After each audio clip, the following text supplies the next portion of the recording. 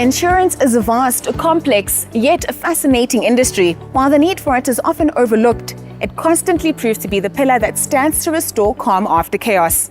This episode is brought to you by SHA Risk Specialists, a division of Santam, Africa's largest specialist liability insurance provider.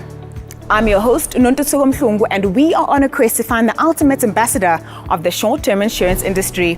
Throughout the season, we'll see up-and-coming insurance professionals from across the country battle it out to become the insurance apprentice. Thanks to the lifting of COVID restrictions, we're glad to be back in full swing with our in-person format. This season is going to be like none other. From clashing characters to challenging curveballs and ruthless judges, the contestants will be tried and tested to their limits. This is The Insurance Apprentice Season 9.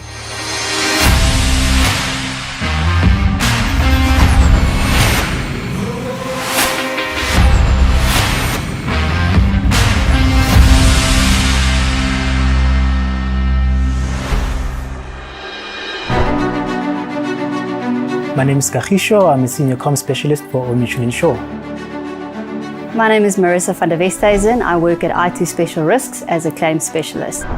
My name is Ferguson Langenhoven. I come from I2 Special Risk and I am a business development consultant. My name is Kyle Klopper. I work at Lombard Broker Partners and I'm a senior marketer in the Western Cape region. My name is Deidre Hinnebury. I represent Santam Insurance and I'm currently a team manager in the First Notice of Loss Division. My name is Elizabeth Ngarue. I work at MASH Africa as a senior insurance specialist. My name is Christopher Oppener and I work for Bright Insurance as the head of recoveries and liabilities in the claims team. My name is Mutsama Koni. I work at Chubb Insurance South Africa and I'm a multinational client executive. My name is Refilo Morabedi and I work at GIB Insurance Brokers. I work as an internal broker for the Film and Entertainment Division.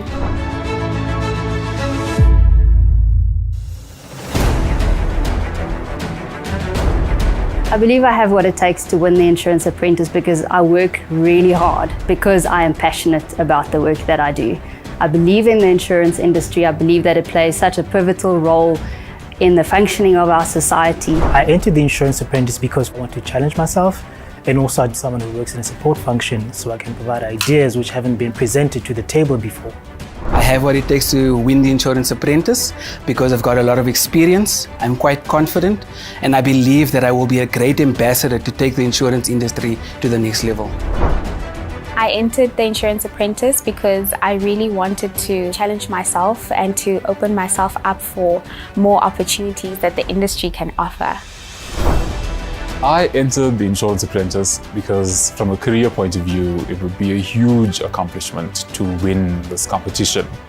What sets me apart from the other competitors is my keen ability to bring out the best in others.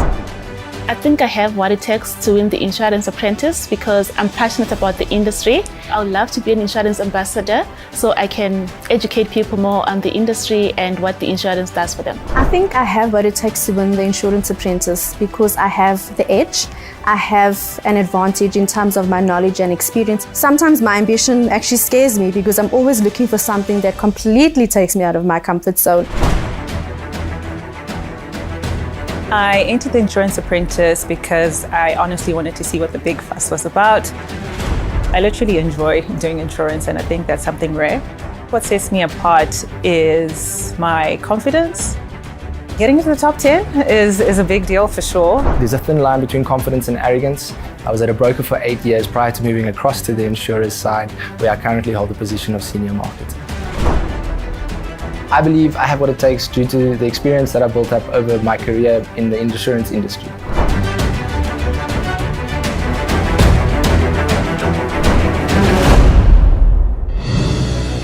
Last week was quite intense. The challenges were completely out of our comfort zone. It was very intimidating. I was in a team of people that was arguing a lot. I think we can just talk about things without having anything to sell. We were not great. I think my performance last week was not too bad. When one of my team members got stuck, I managed to, take over from him. What my colleague here was saying was, I definitely feel like my chances are quite high to take the whole competition. We have decided to look at the influences. The contestant that stands out the most for me is Marissa. She's very composed. I feel like Kakisho is my biggest threat. The reason being is he's very calm. Knowing that I'm someone's biggest threat makes me feel good, but they shouldn't necessarily feel that way because we're here to all learn. You've made it through to the next round. I'm going to be coming out of my shell a little bit, so I'm just going to shock them a little bit.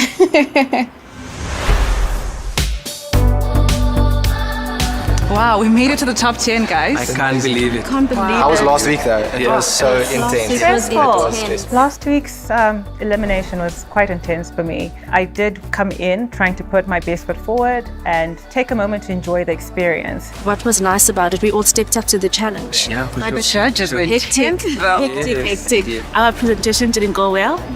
And our group messed it up. It's the same. We didn't finish, so I was really surprised. But I mean, it's the best feeling ever, honestly. Yeah.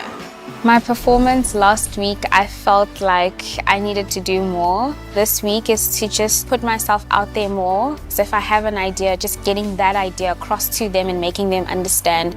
I'm honored here because there's a lot of great talent, and it was a little bit intimidating coming into a room with 30 other amazing people. True. But look at us now. And one of us here is going to be the Insurance Apprentice of 2023. Just think about it. Think about It it. could be you, it could be I. Amazing, right?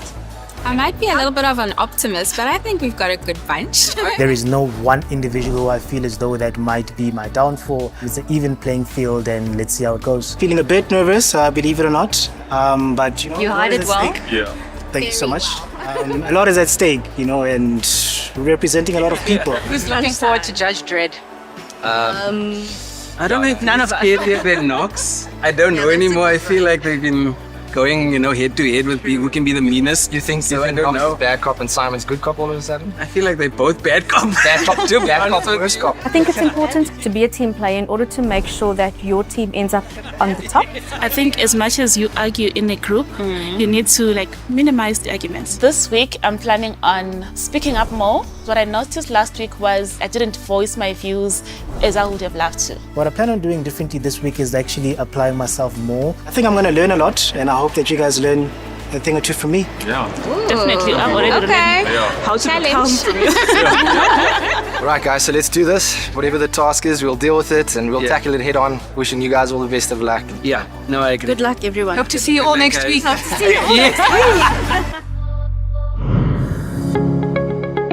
From networking to career advancement and personal brand development, the contestants reap countless professional gains by participating in the Insurance Apprentice.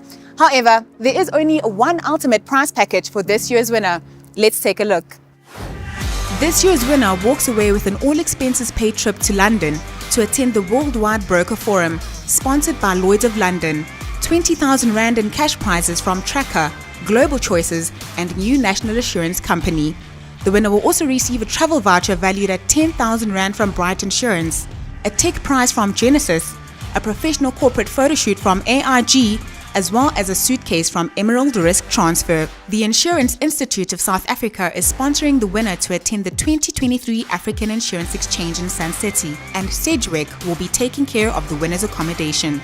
This year's Insurance Apprentice will receive a 15,000 Rand educational voucher from Mopark, together with access to an insightful leadership development masterclass, thanks to Patent Personnel, while MUA Insurance Acceptances and I2 Special Risks will also be gifting the winner with special prizes. Each week, the contestants will receive a task briefing from our episode sponsor. The contestants will then be split into two groups where they will have to work together to brainstorm and present their solution. For the next 6 weeks, the contestants will not only face grueling challenges and critical time pressure, they will also have to face the judges. I'm Simon Coleman and I'm the head judge on the Insurance Apprentice. I'm known as Judge Dredd on the show not because of my hairstyle, but rather the way that I interact with some of the contestants. I do expect a very high standard of research, of presentation, of teamwork, And if they don't deliver that, they're going to see the ugly side of Judge Dredd, and unfortunately probably means they're going to be leaving the competition early. My name is Nox Lamini. I'm a co-judge for the Insurance Apprentice. Why am I known as Cruella? I think I bring very hard-hitting questions to the apprentices, and it may look mean, but when they really reflect on those questions, they come back with better rounded solutions and presentations going forward. This being season 9, we plan on taking it to the absolute next level. This crop of Insurance Apprentice candidates are going to be put through some of the most rigorous tasks that have ever been set by our task sponsors. They're going to be exhausted. We're going to push them to the max. I'm going to be pressing them at every possible opportunity. We'll see how they do. Good morning, contestants, and welcome to this, the 9th season of the Insurance Apprentice. Now, you've all been waiting a long time for this competition to begin, but here we are, and soon it'll all be up to you. But before we get into that, I have to, of course, thank Old Mutual Insure for providing us with this incredible studio that we'll be doing all of our tasks in. I'd also like to thank SHA Risk Specialists for sponsoring our task today, and a special welcome to Alicia Naransami sitting on my right, and last but not least, Nox Dlamini. Welcome back, Nox. Thank you, Simon. So congratulations to all of you. We had almost 160 hopefuls when we started this process. And here we stand, the finalists going into the Insurance Apprentice for 2023. But you would have noticed, of course, that instead of the usual 10 contestants, we're -1. There are only 9 of you. Now the reason for that is, unfortunately, Shivani had to drop out of the contest for personal reasons. But being that we need a nice even number of 10, we're going to be bringing somebody back in. Somebody who was next in line. Let's take a look at who that is. Hallo Wayne. Hoe gaan dit? Goed en jy? Goed, dankie. Hallo almal. Net kom sê ek's jammer jy het nou die top 10 gemaak nie. Maar iemand het onttrek en jy is volgende op die lys. Jansta. Welkom by TIA Top 10. Making it into the top 10 is really surreal, especially after what happened in the first episode. And yeah, I don't have words now. It's just emotions at the moment. Ek het nie gehoord nie. Winning the Insurance Apprentice Season 9 would be epic. I think everybody loves an underdog and a comeback story. But I also think for the little guy, for the broker that I'm there to represent, it's going to mean a lot that we can hold our own in the industry.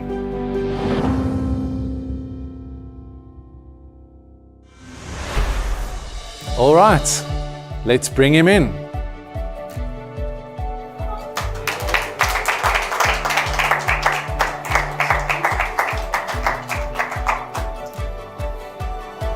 Wayne, welcome back. Thank you, sir. This is not your first rodeo, as they say, is it? No, it's not.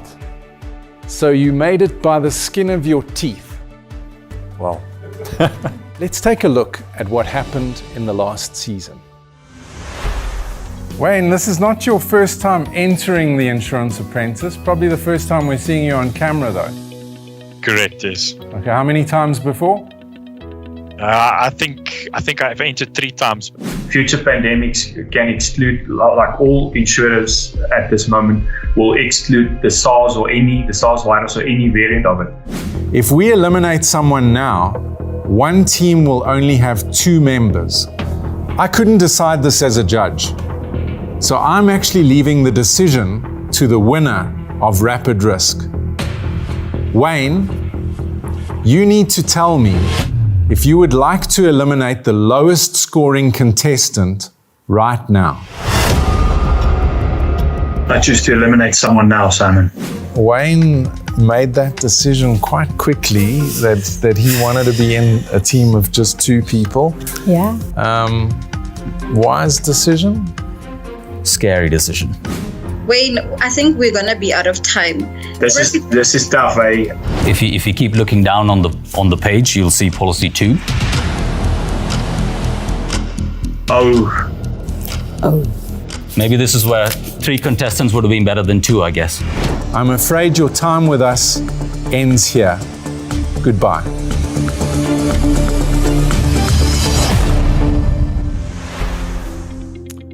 All right, Wayne. So what are you going to do differently to what you did in the last season when you were so abruptly eliminated? I'm not going to fire anyone this year, Simon. Yes, you did make a bit of a bad decision there. Okay, so this is of course our first time back in person, and I want to underline something for all of you. This is definitely going to be the toughest season that we've had. The tasks that have been set are way more complex, and I'd like you to treat every task as if it is your last, because it might very well be. Now, there's nothing to say that only one person goes home each day either. You need to bring your A game from today and every day onwards. And now I'm going to hand you over to Alicia to brief you. Thank you, Simon. I'm Alicia Narain-Sami from SHA Risk Specialist, which is a division of Suntime Limited. For today, you are employed as risk advisors to the board of a pharmaceutical company. We, the judges, will be playing parts of the directors of their company. Now guys, we've just listed on the stock exchange and we're developing groundbreaking patented malaria vaccine. We have, however, recently suffered a cyber attack involving a denial of service, which essentially has locked us out of our systems. So us as the board, we would like to understand what our steps going forward are to be. For example, are we going to pay the ransom? What are the legal considerations that we need to take into account here? And are we going to engage with the hackers, or are we sort of going to handle this internally? We'd also like to know what insurance policies we currently have in place to protect us. Now, we do realize that we did not renew the cyber policy, so that is currently not in effect. But what are the financial implications of not having a cyber policy in place? And finally, what are the consequences to us as a board personally? Can we be personally liable for this event? Thank you, Alicia. So the way we'll do this, we're going to split you into 2 teams. I want you to go away, choose a name for your team, preferably something catchy, and I also want you to choose a team leader. Now, Knox, you've been in this position a little while ago, not to give away your age or anything. Any wise words as a former winner for our contestants? Yeah, sure. Firstly, I think I'd like to just start off by saying well done to all the contestants. You actually made it here. And each of you stands before us today as the very best in the insurance industry. We're certainly looking forward to seeing why, and this is your platform to showcase that. Right, thanks, Knox. Good luck to all of you. Your time starts now.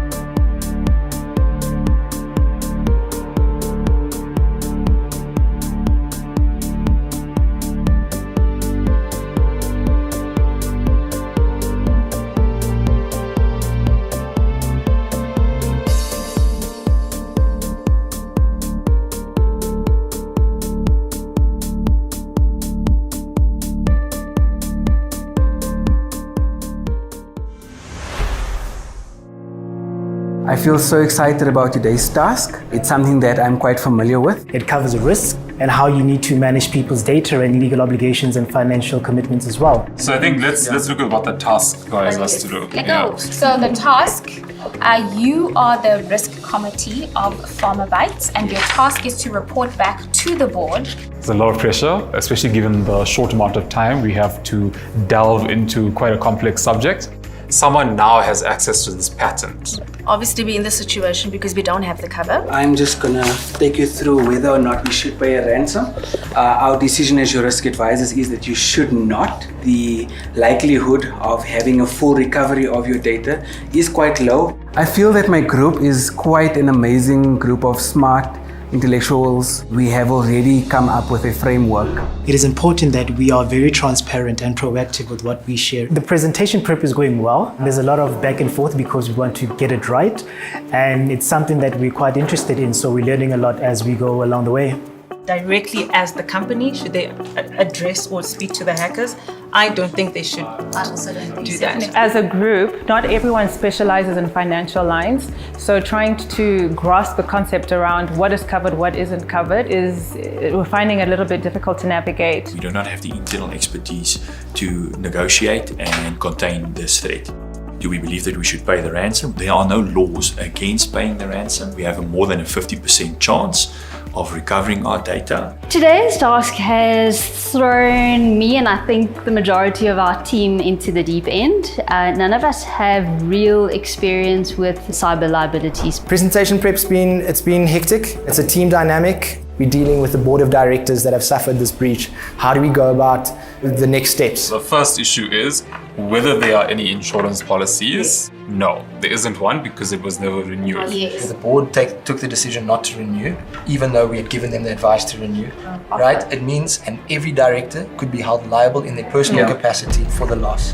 Okay, so those are the two things to look at. It's our first time working together, and so we are navigating personalities, ways in which to speak to each other. But the only person that can sue the directors and their personal liability is the company. I disagree, the shareholders that can sue. Very often as a legal professional, you come across people who aren't particularly versed in a particular legal subject, and so comments are made through feelings. My experience has been to let the person air what they believe the law to be and then correct them after that. Also, it's law. Shareholders through shareholder activism can sue you as well via the company. It wasn't a difference of opinion, it was just understanding the technicalities of how a claim would work, and it's always good to have different sides of the fence. I've got a name for us. It's Risk and Us.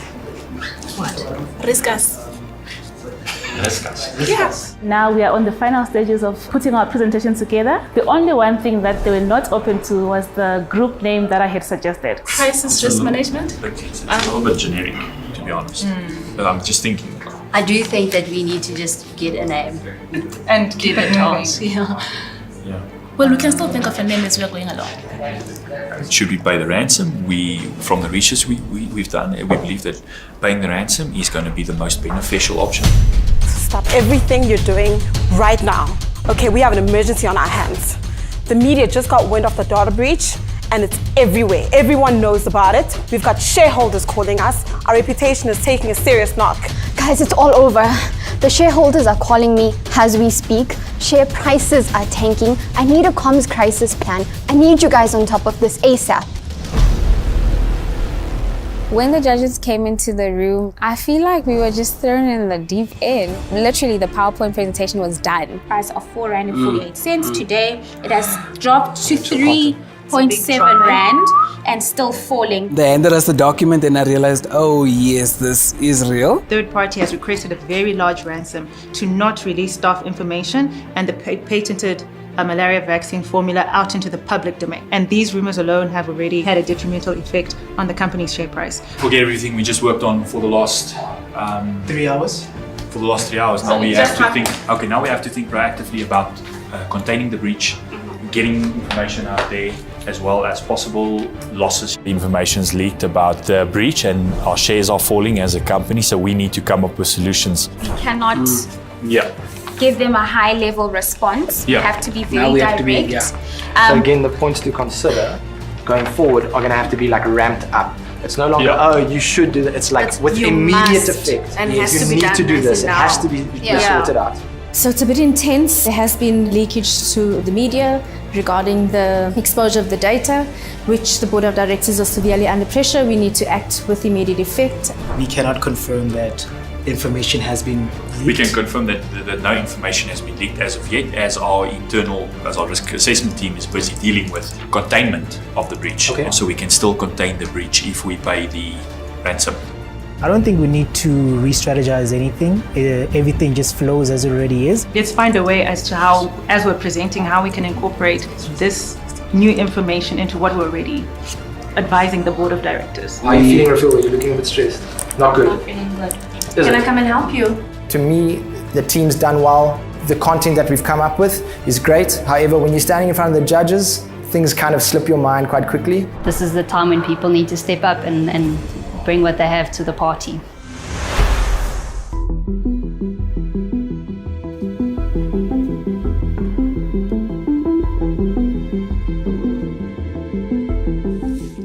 What is the name of this team? Risk Keepers. And who's the leader? I am Chris. All right, over to you. Thank you so much, Board of Directors, for meeting with us today. We really appreciate your time. We've called an urgent meeting based on the cybersecurity incident that has occurred at Farmerbite. Now, we understand the urgency and we want to assure you that we are taking plan and action to ensure that we try and mitigate this as soon as possible.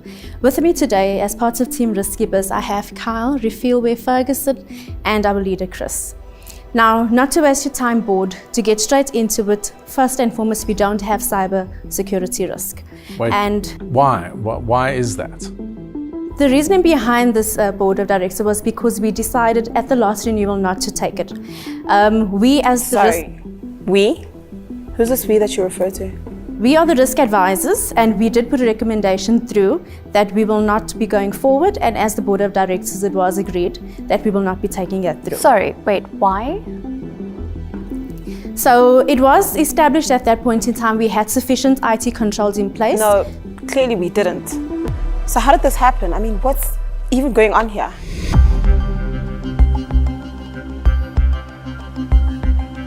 We've got plans and actions, we've got the next steps forward, or rather going forward, in order for us to mitigate this as soon as possible. So what are those steps?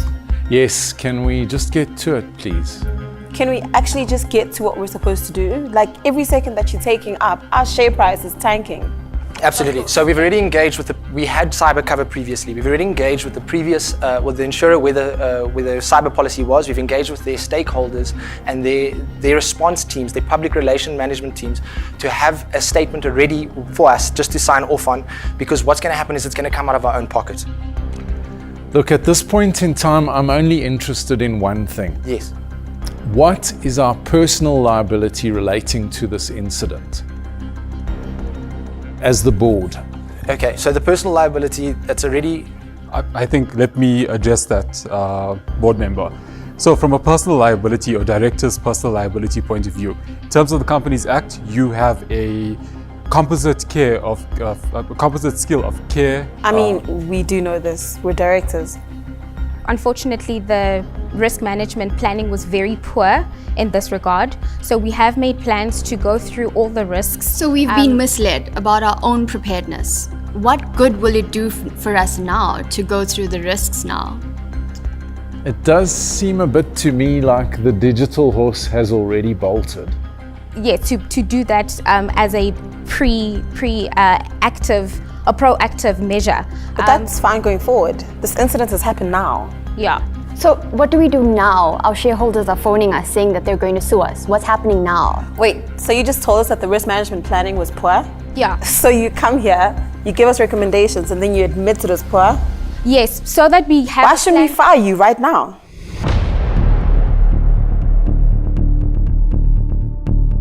Are you saying then that if a company has a D&O policy in place, that the board is kind of in the clear if something goes wrong? No. No. That's not what we say. I don't understand this. How would that actually play out? How could we still be on the hook if we had D&O cover? I mean, if we had cyber insurance? Well, If you allow me, if you had cyber insurance... Sorry, let's give Rafilwe a chance to speak. I do believe that the DNO cover, the cyber insurance cover would have been able to also address your media risks as well as other risks in terms of exposure of information. And we also believe that the POPI Act now has more of a stringent a restriction in terms of how information is put out. So now that this has been exposed to the public, cyber could have addressed all of those issues if you had it in place. Sorry, can I just jump in here? I mean, all that aside, you realize the severity of this. We're about to launch a vaccine to save people's lives, inevitably. And that IP is potentially being leaked. We're also talking business interruption here. We're talking manufacturing plant shutdown. So unfortunately, in this situation, there's no going back from the hack, unfortunately. The information is out there. What matters now is what we do next. And that will definitely change the trajectory of the whole matter. Deirdre, what do we do now? So like we mentioned, it was put forward through, or rather we did put that forward. So you're blaming us?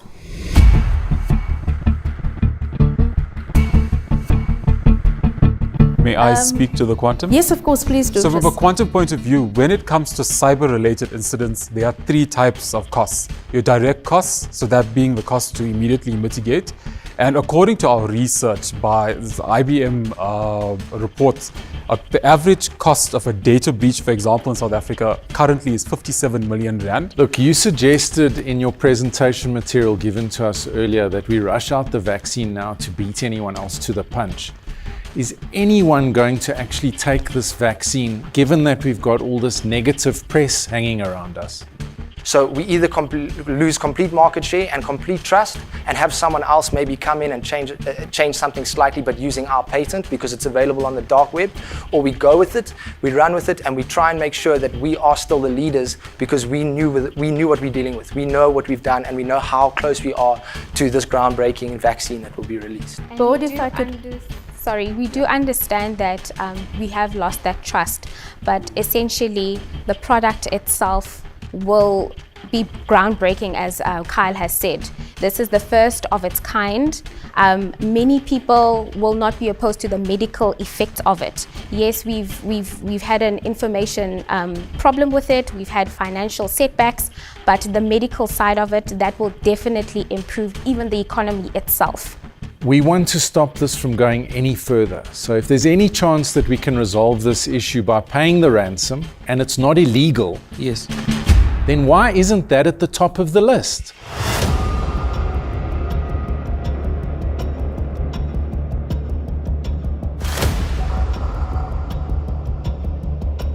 It's an undesirable business practice. And that I'd say insolvency is a pretty undesirable risk too. Can everyone just stop?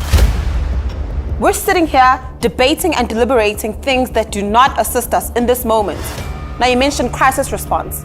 What's going to happen when we leave this meeting here right now? The first thing you need to do as a company, you have a duty to report this breach to all the stakeholders, which are your employees, and as well as the rest of the shareholders. Okay, and Rafila, and then what else do we do? Report. That's the first thing, because those are the first people who are affected by this. And then what happens after that? We need a plan, guys. That's what we hire you for. The PR strategy. I'm done. I can't.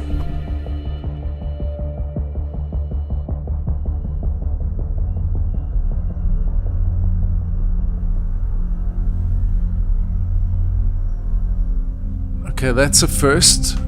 Right, listen, sorry, your presentation material is unclear. I think you've had enough opportunity to talk us through this. We've heard enough. You're dismissed. Thank you. Thank you. I would have liked to answer more questions based on the way the questions were answered in terms of each person doing a popcorn approach. There was a bit of overlap between Rafilwe and I and covering a similar topic. As a question came, whoever grabbed the opportunity kind of took it. It was a bit difficult to come out and answer what I wanted to because there's quite a few things I would have liked to say. So it may have looked as if I was silent and retreating, but I will say a lion does not just pounce. He analyzes the situation and at the right time, he comes out.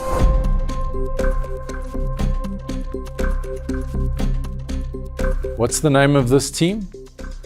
We are Risk Assist. Risk Assists. And who's the leader? I'm the leader. That's very brave considering the leader's normally in the firing line. Very brave indeed. All right, over to you. So we are Risk Assist, and we've been going through the merits of the incident that happened recently on the 21st of January. And I think key to highlight right at the beginning is the fact that we do not have a cyber policy in place. And the policy that we do aware that we have in place is a D&O policy, and this is geared to cover wrongful acts by the directors. So now, I mean, who's responsible for the cost of such poor judgment? Unfortunately, if we did have a cyber policy in place, it would have covered our media liability, public relations, ransom, and but we don't. And unfortunately, we don't. So it's going to have to come off our balance sheet. So as it stands right now, our share price is down 17.4% from our initial offering amount.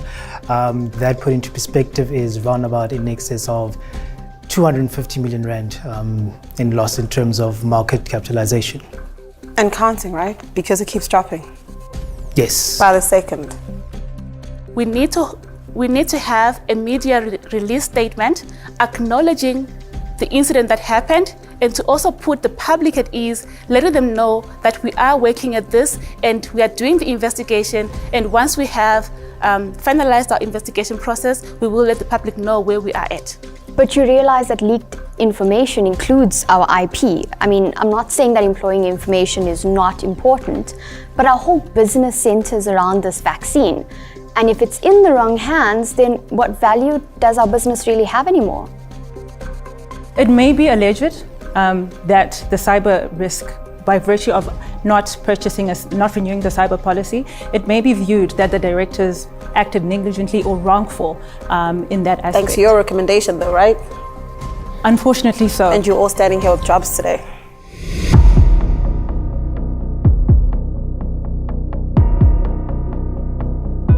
So in terms of the D&O policy, we have a potential concern in terms of policy response, as it was a deliberate act and decision on the part of the directors to cancel the cyber policy in an environment where cyber attacks are very, very prevalent, and the decision was made to cancel the cyber policy in these circumstances. But you assured us that we had correct business continuity plans in place, so we didn't need a cyber policy. With the benefit of hindsight, it seems that our earlier advice was incorrect. We were worried about the premium on our cyber policy before. I mean, where's this cost going to go now? We've had this incident now.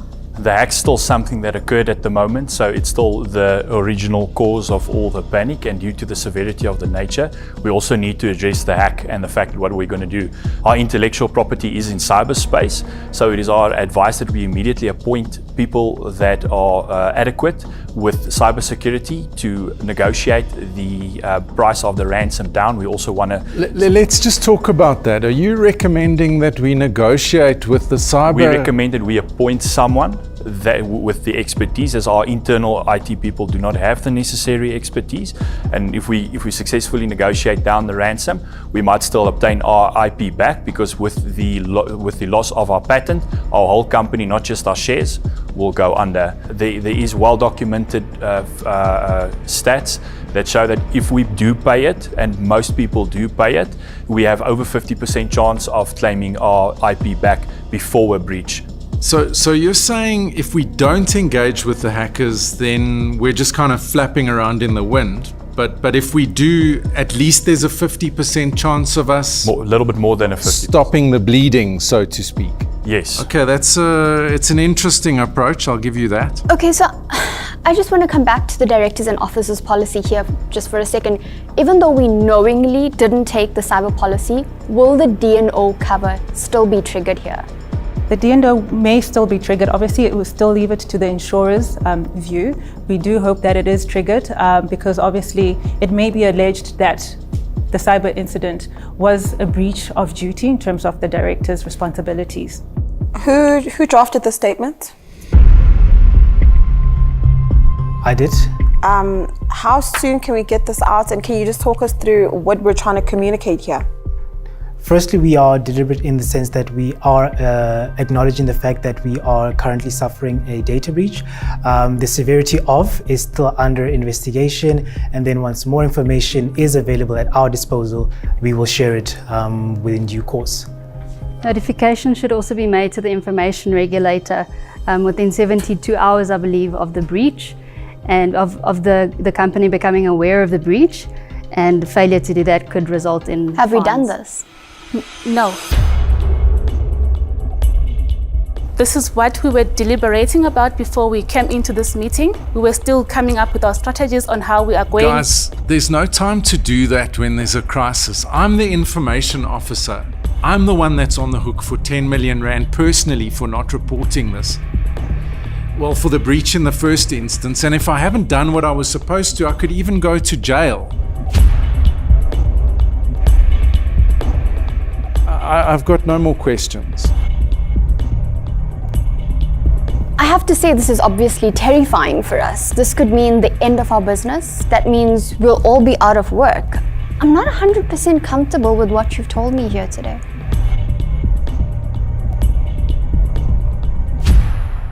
You're dismissed. Today's task was a tough one for me. I'm proud of myself and confident. I don't know what the outcome will be, but I'm happy with my performance. I hope I represented my employer well. I hope I did enough. The team excelled. I don't think I let the team down in any way. I think we did pretty good, and I think we stood a good chance of going through. Okay, so there's two vastly different approaches there. What do you make of it, Alicia? Yeah, I think very two different, unique perspectives. Do you think they want a par? It's just... No, miles apart. That team was a standout team. You could see that.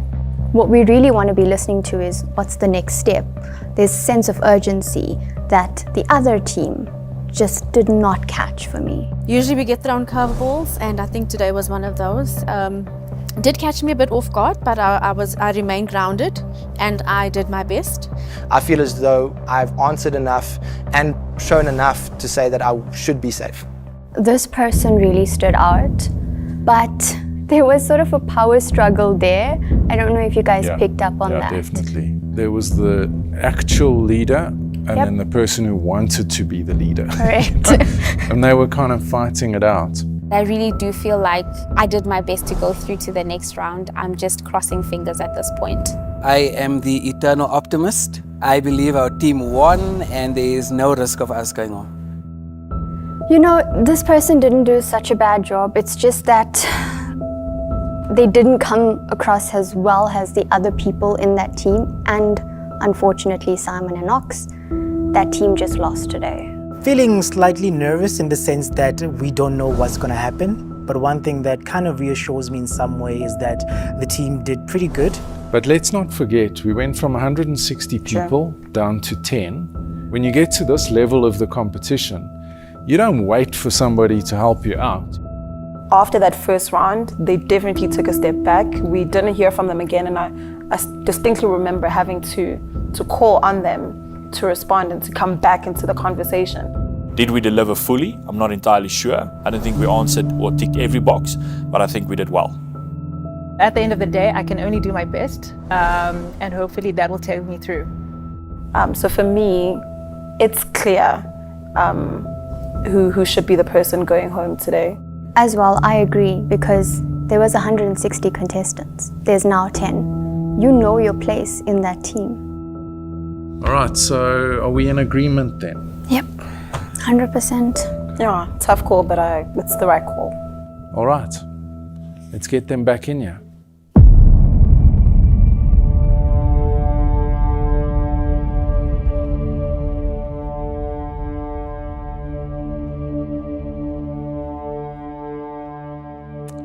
I just want to bring something to your attention. I mean, this was a really superb task, but I must highlight that everything that you dealt with today was purely fictitious. So if there's any resemblance to anything that's actually going on in the media, it's pure coincidence. I'm going to hand over now to our guest judge, Alicia, just to give us some feedback on what she saw today. Alicia? Thank you, Simon. We definitely had an exciting day with the Insurance Apprentice, I must say. So I think from both groups, what I saw from the task was really just a lack of urgency, to be honest. I mean, in our experience, it really has shown that the first 48 hours are absolutely critical, especially dealing with something like a cyber incident. And for me, the fact that the teams were scrambling after not renewing the cyber policy, no incident response team off the back of an insurance policy, what that really means is delays in responding to the incident. And I said it before, I'll say it again, the buck stops with the board. The board are personally liable for the decisions that are made. So I think as financial lines underwriters, we really need to consider all the risks that we are facing in businesses today. We really wanted you to consider all consequential losses, both for the company and for the board itself. And I mean, for me, I found that one team did that very well, whilst on the other hand, the other team was completely lacking its substance. Thanks, Alicia. Knox? You're all very good, right? You really are. But good isn't good enough. You really can't just rely on that. You need to use each task as an opportunity to show us why you deserve to be here. Otherwise, you very well might not be.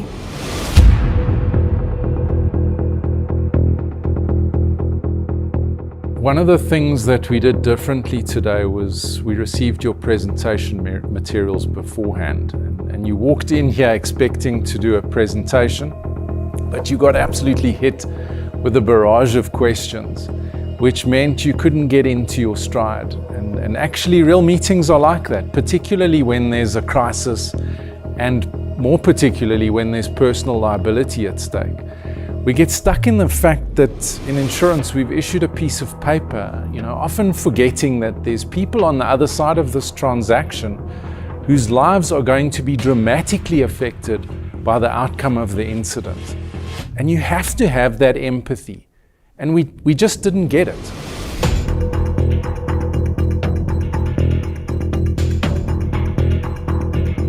Marissa, it felt like you had a whole bunch of technical knowledge, but you just weren't sharing the information with us. We practically had to drag it out of you. And I have to say, if it wasn't for the fact that you had 2 other team members in your group that lifted the game, I think you would have been in danger of leaving today.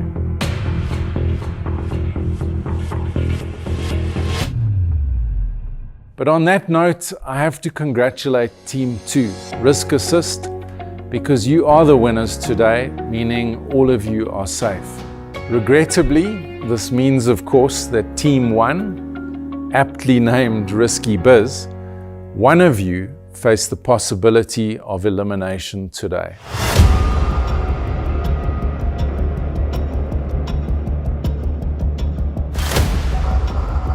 Carl and Christopher, I don't know what was going on between the 2 of you, but it felt like there were 2 leaders in the group and that you both had this very different idea of the direction that things should be taken in. Deirdre, you had the unfortunate position of having to speak first, and unfortunately, you appeared to just kind of withdraw after the first few questions. But what really disappointed me, Christopher, as the leader of the group, is that eventually you came to Deirdre's aid, but not after she sustained 5 or 6 direct hits from this table here. Leadership is so important in our industry, in our country, and obviously in this competition. And a good leader, I don't believe, would allow that to happen.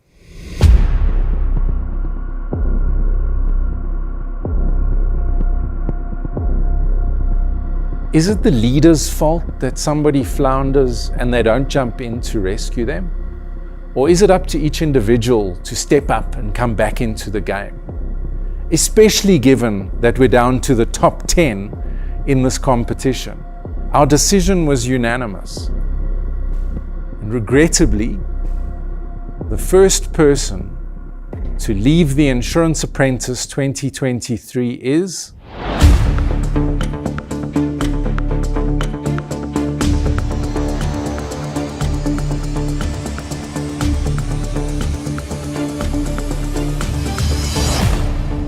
Deirdre. Deirdre, you're out of the competition. You're dismissed.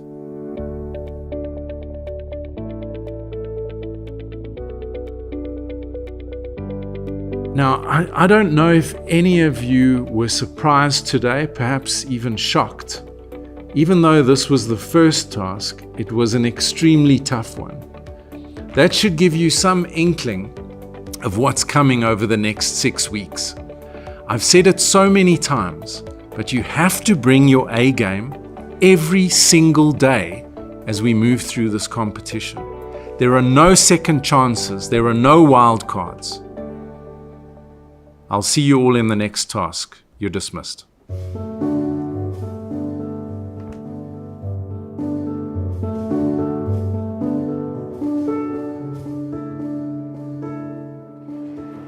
I don't think I was given enough opportunity, and if we refer back to the presentation, there was enough time that I was trying to speak and someone else was speaking as well. Did you feel like she was struggling? Did you feel as though like... So when she started, when I could hear that she was missing the mark, that's when I stepped in. That's when you stepped in. So up until that point, you thought she was complete. She was doing well. To my mind, she was fine. Yeah, I agree. She was holding her own. So.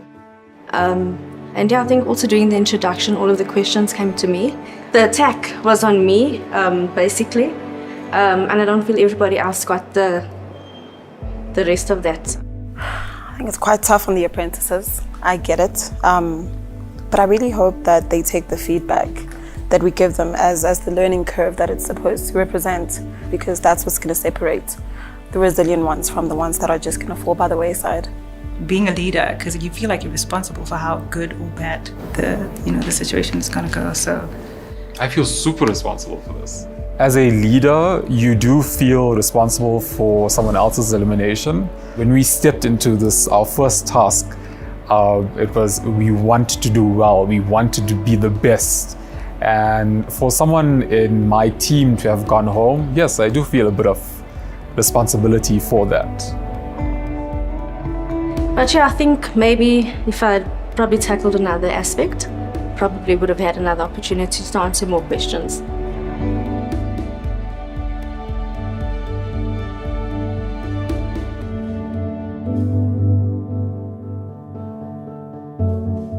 Thank you to you and of course to SHA for really coming through with us on this task. I think it was a great start to the competition. And it's not getting any easier after this. It's only going to get tougher. So thank you again to you and SHA.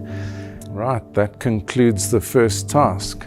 1 down and 8 to go.